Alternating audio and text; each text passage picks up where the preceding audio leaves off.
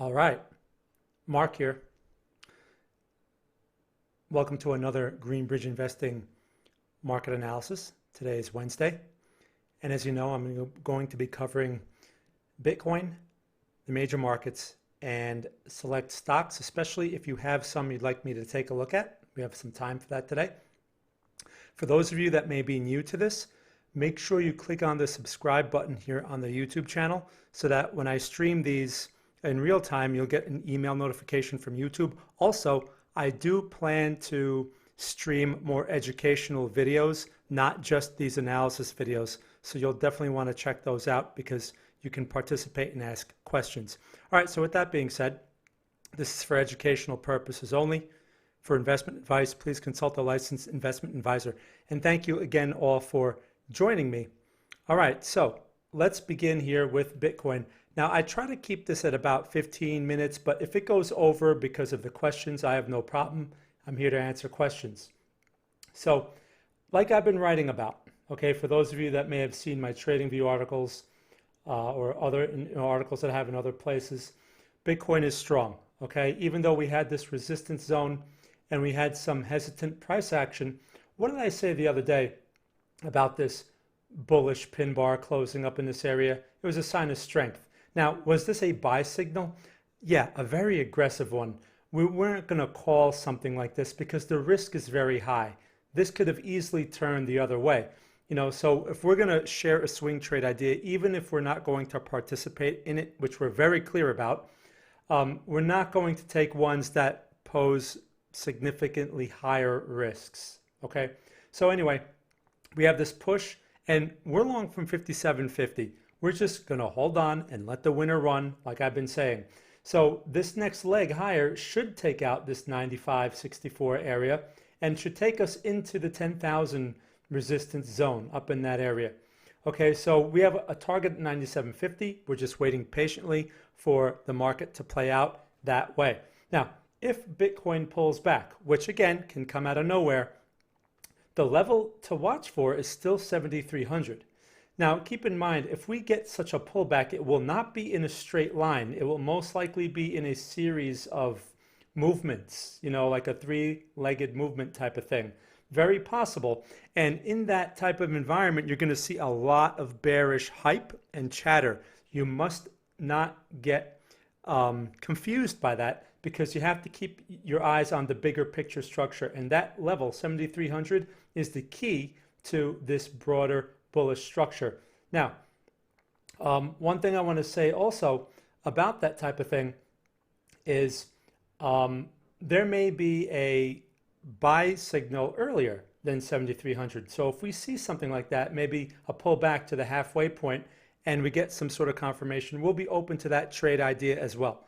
For those of you that may be new, we send out our trade ideas by text and by email when they come up. This is not a day trading thing. We don't send out constant trades. We haven't had a new trade idea in Bitcoin for what, like almost 3 weeks now. We haven't had a new trade idea since the 70.25 level that I sent out, a few weeks ago. Okay, so that's that. Any questions, again, please let me know as I'm going through this and I'll be happy to answer. So let's go on to the Nasdaq. All right, now the Nasdaq is also in a similar situation.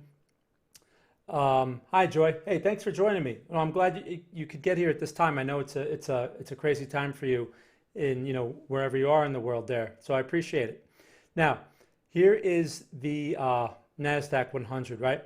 We had this pin bar close on Monday, which we talked about on the podcast. And the lesson to be learned, and I've been sharing this with our members, I've been saying, listen, you can't come into this market with an opinion.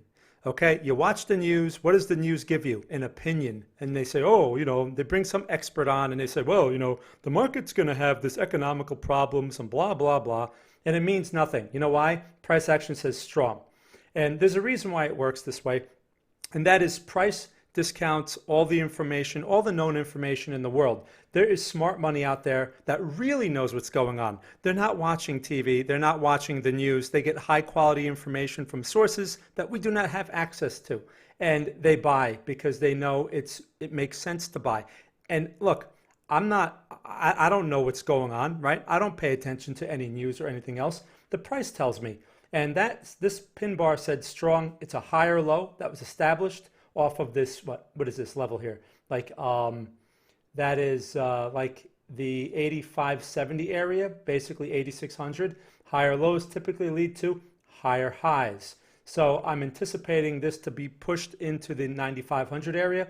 This is great for stocks, okay? If you bought into this bullish move that we've had since the 6600 low, which was established back in the middle of March, you know, this has been a great move. At some point, will the market turn and pull back? Of course, right? Nothing keeps going in a straight line. When it does pull back, it will probably be led by some kind of surprise catalyst. We have NFP on Friday. That's a good starter. If there's some sort of negative surprise, it can come out of nowhere. Charts cannot help you account for random news events. So if we take out this 8,500 low, or you know, this low right here, we'll just call it 8,500. If price closes below that, then we're looking at the 8,100 level support, okay, which coincides with that 7,300 level on Bitcoin. Same idea. So it's going to look ugly. People are going to get really bearish again. You can't be distracted by that. You can't be confused by it. This would be a buying opportunity in this area if price can give us some nice reversal structure here. Can it happen sooner? Sure. But this is the inflection point that price needs to maintain in order to maintain this general bullish structure. All right. So that's Nasdaq. I'm still bullish on it. Now, another question we've been getting, you know, people want to know, is this a place to maybe take partial profits on stocks? Sure. If you've been long and you have stocks from a good price, why not? You know, we're getting near a high. Anything can happen here. Take the money while you can, right? Take the profit while you can, not when you have to. Now, yes, price can break out. You don't want to unload your whole position. You let some ride and see how far it can go, all right? Now, if you do get out for a profit and the market runs away without you and you missed some more profit, you cannot be upset by that because it's still a profit, all right? And people get upset and, oh, I lost money. How did you lose money? Well, it went higher without me. You didn't lose money, okay? If your account is green, the trade was green, you made money, and you should be happy with that. People have this entitlement thing where they think that, you know, just because the market moves their way and they got out, that should have been their money. It doesn't work that way. That's a psychological limitation. All right, so that's the Nasdaq strong, nothing to do there, but hold on. Now we've had some stocks like IOVA. So I'm going to talk about that here. And we had a couple of questions in the chat room about some stocks I want to go over. But again, strong market, you have to let those stocks run until this market gives us a clear cut sell signal. I mean, that's the way I'm going to manage it.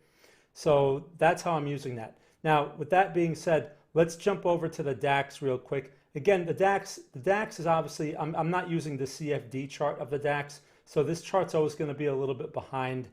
I got to fix that. But, you know, again, the DAX shows a little weakness here. Now, if you notice, the euro and the pound overnight had some weakness as well. Obviously, there's some stuff going on there. We have the Bank of England coming out tomorrow with their rate announcement, which can affect things. But this is not exactly a good sign relative to the strong stock market, right? This should be going higher or should have closed stronger or something. Now, with today's market close, if we close strong, I would anticipate that this would close higher tomorrow, or at least give you some sort of bullish reversal, you know, during tomorrow's session for this thing. So not a place to short, all right? This could, if anything, this could be a higher low and eventually can take out this high if the Nasdaq and S&P take out their highs. And this is around that, that 11,210 area, or 11,200. So keep that in mind as well. If you are in European denominated assets, this is not exactly the time to get short. This is a good time, like I've been saying all along, to take profits along the way. All right. You don't want to go crazy buying either, because if you get a double top, you can get caught in something like this. And a double top here can turn into a broad lower high. And of course, that would have to coincide with the US stock market. But relatively speaking, this thing is not as strong as the US stock market because it's nowhere near its previous highs. Okay, so something to keep in mind there. The DAX is relatively weak, which says something about the stocks in that index. Now, let's jump over to oil, because we've been watching oil, and oil's been on the move. okay? And we've been getting a lot of questions about oil stocks and which stocks are best to get into, or how to trade oil in this situation. Now, you know, oil it's a tough market. Now, we've had this bullish movement, okay, off of this basically $12 a barrel, just about in that area, right? And everyone wanted to get involved in this, but there was not enough structure. Now, we took out this previous high around 15, that lower high, good bullish sign. Now, we're messing around the 18 to 20 resistance area. Of course, this is a place to anticipate selling activity, and we got this little bearish candle here today. So this could be the beginning of it. If we take out this bearish low, all right, which is 1749, so basically 17 and a half, we close below that tomorrow, then we probably have a pullback on our hands for oil and a potential buying opportunity. So what we want to see is the pullback. It needs to stay above that 15 level, somewhere around there, and it needs to reverse, all right, or give us some sort of green candle, some sort of buying activity in that area. If we can get that type of configuration, we will be all for a swing trade long in oil. Now, is oil bullish? Not exactly. Okay, we have this lower high that was established at 28, and now potential lower high established at 20. In theory, this should make a lower low. But because of the location and because of all the stuff that's going on, I'm anticipating a higher low. Okay, okay, Joy, hold on. I'll see if I can get to that before I wrap this up. So one thing with oil is 32 is the key resistance, and we need to close above that before we can say oil is actually in a broad bullish trend.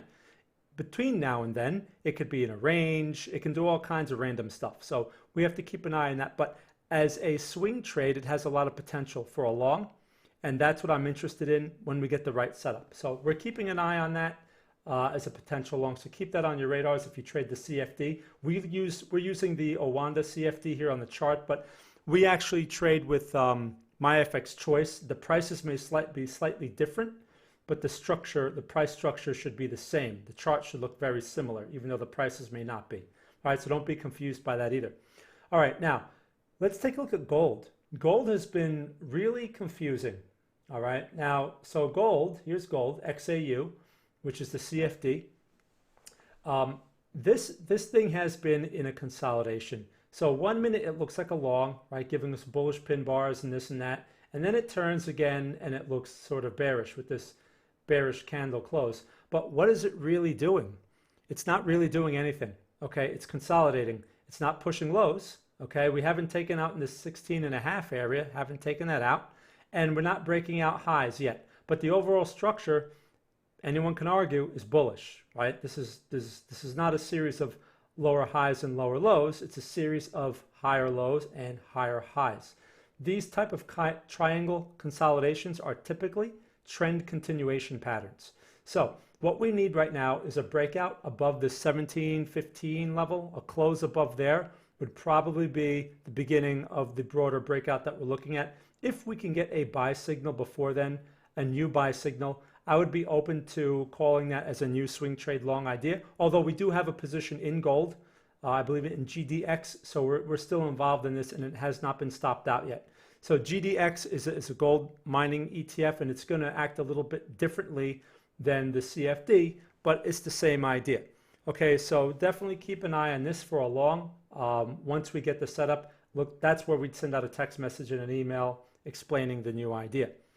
All right, that's gold. Again, any questions, please ask. Now, I want to go into, yes, Bella. We had some questions in the chat room. One of them was INMD, and the other one was Virgin. Let me take a look at IMND first. Actually, no, before I even do that, IOVA. Got to take a look at IOVA real quick, because IOVA is a trade that we sent out yesterday. And interesting activity. So it's been kind of all over the place. Now, I believe they had their earnings report. I believe it may have been yesterday, actually. But this 31.25 area is obviously a key level, and price is working. It's doing its job to try to stay above that level. Now, right now, this thing is fooling around 33.06. Okay, it's been as high as what is that? 33.85.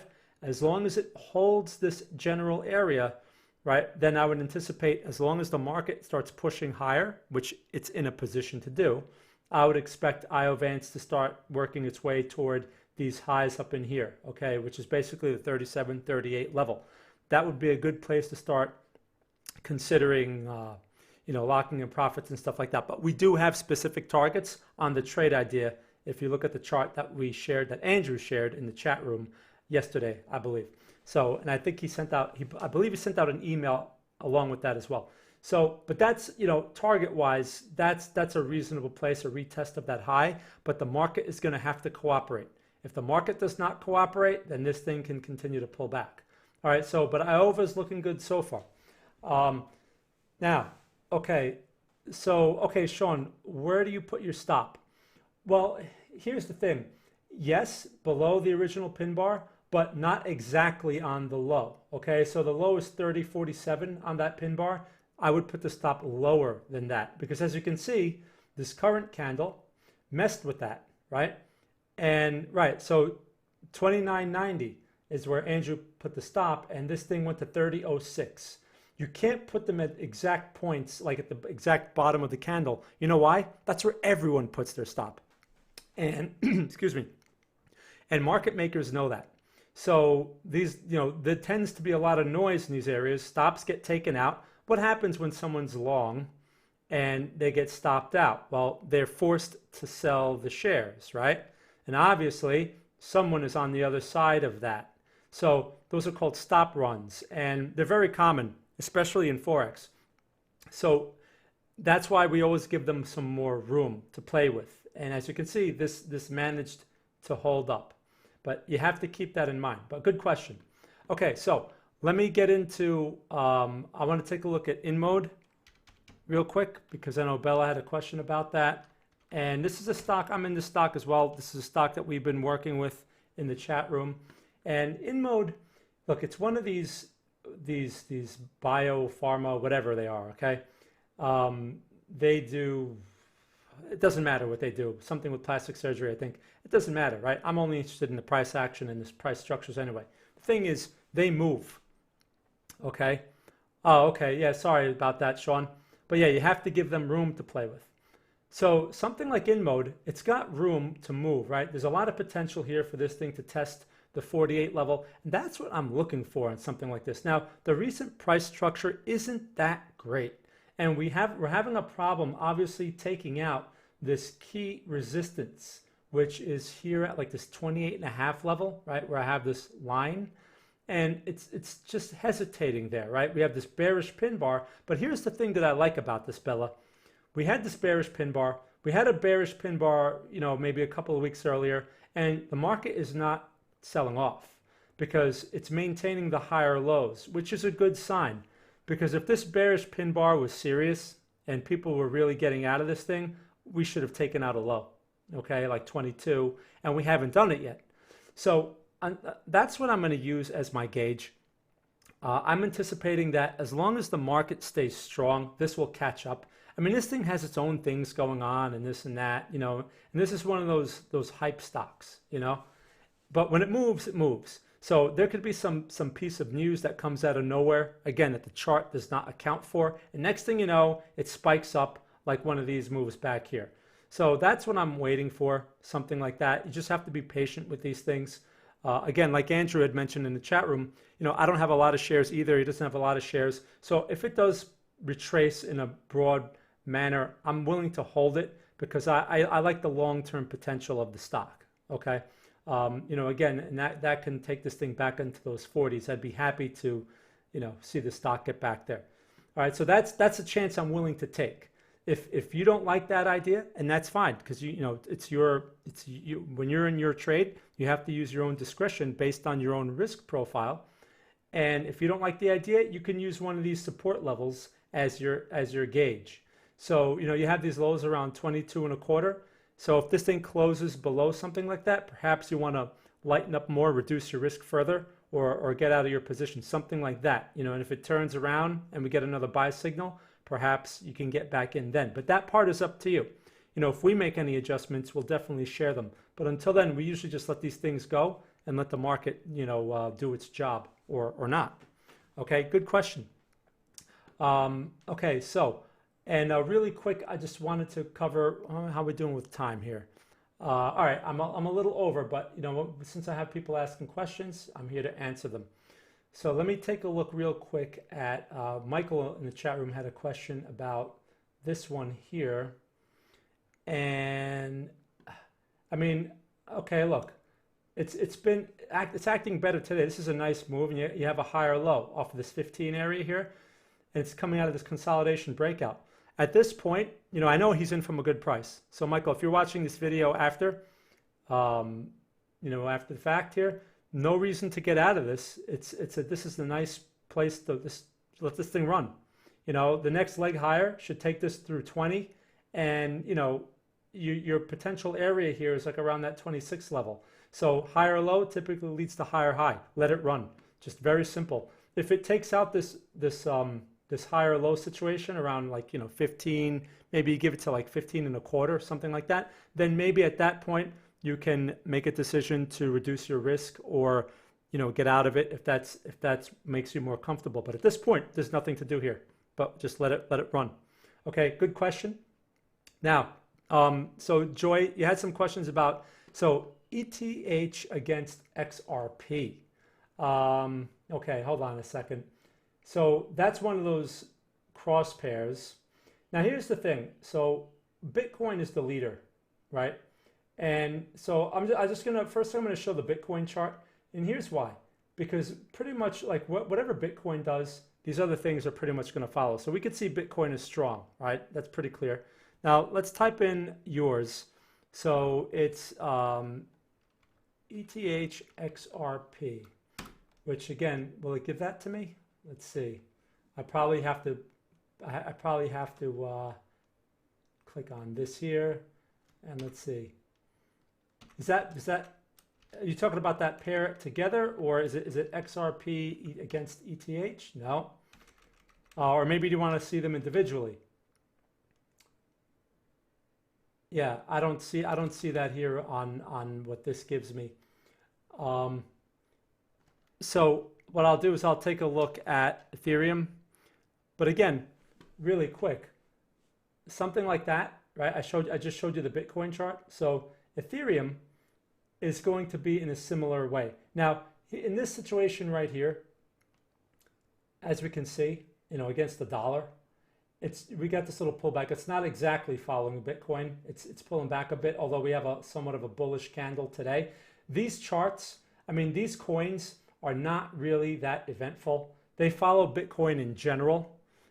But so Bitcoin aside, if I was just looking at this chart alone, I see this consolidation pattern here. This is basically a triangle pattern, and I'd be looking for this thing to break out and go higher. Of course, Bitcoin would have to do that as well. Now keep in mind, we have the halving event coming up in just a few days here, and this very well could be buy the rumor, sell the news, meaning everyone's buying into it before the halving event, and then after the event, maybe people take their profits. I don't know. I mean, you can't predict that.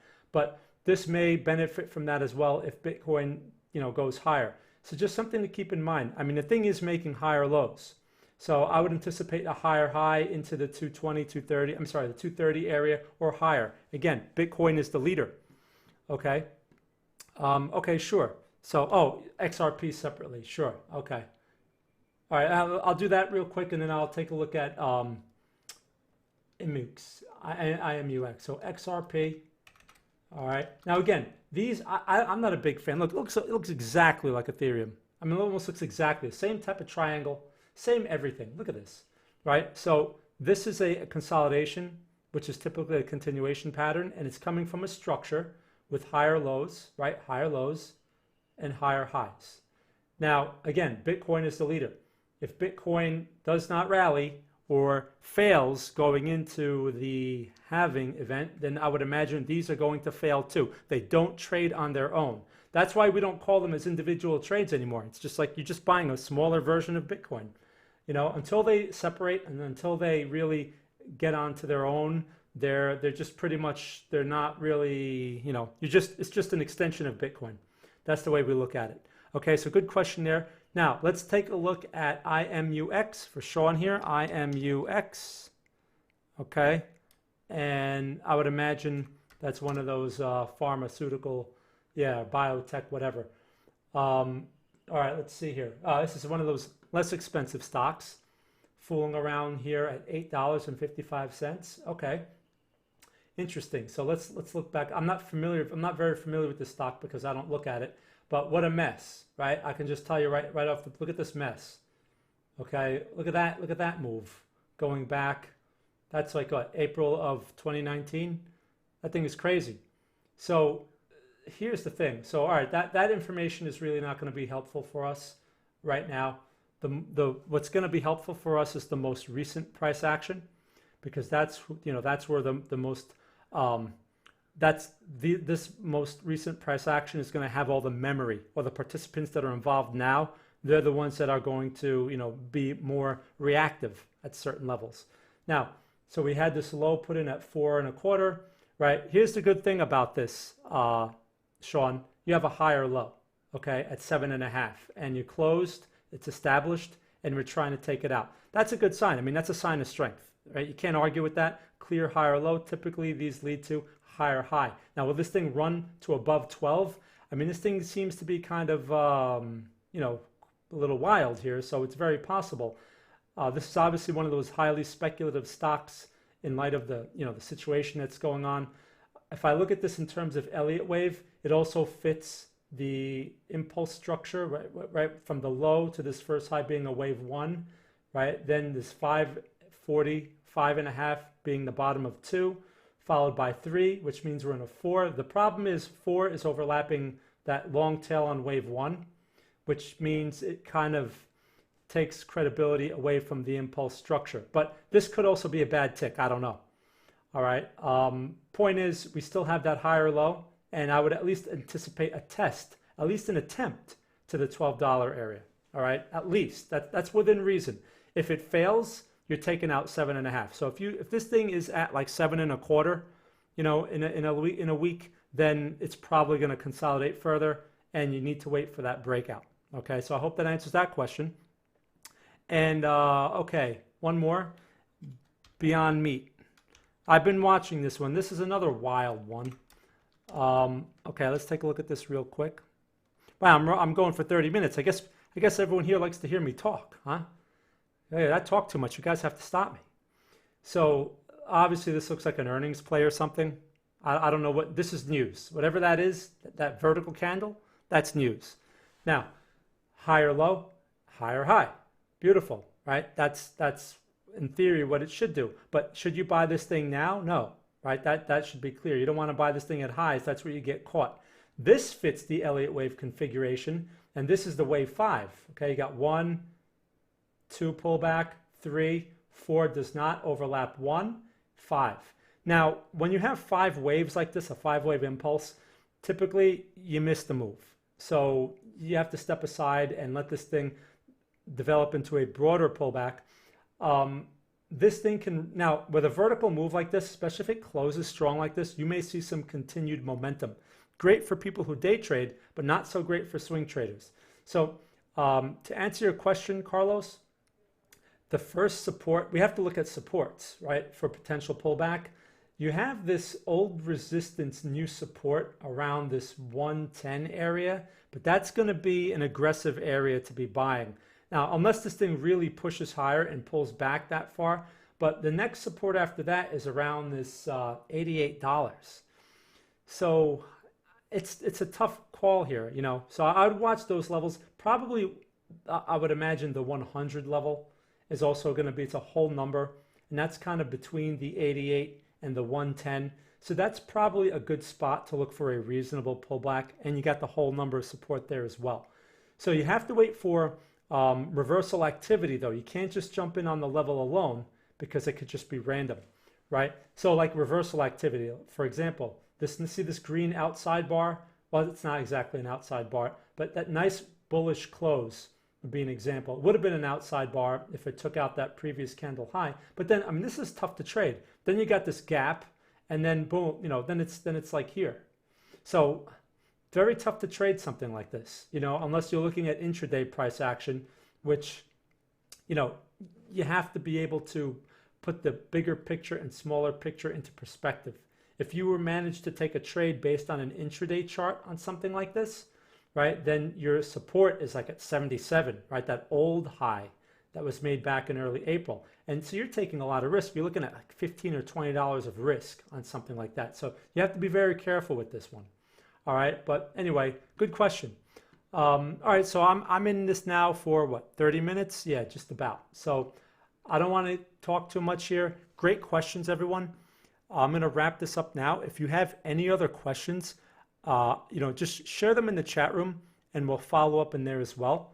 I want to thank you all for spending some time with me here. Again, so if you're new to Greenbridge Investing, please check out our website. Go to the, we have a free chat room in there as well. For those of you that aren't subscribers, you can ask questions in the free chat room. And, we have a bunch of other things going on. Make sure you subscribe to this YouTube channel so that every time I do something like this, you get the email notification. All right, everyone. Thank you again for watching. My name is Mark, and I'll see you in the chat room. Have a great day. Bye.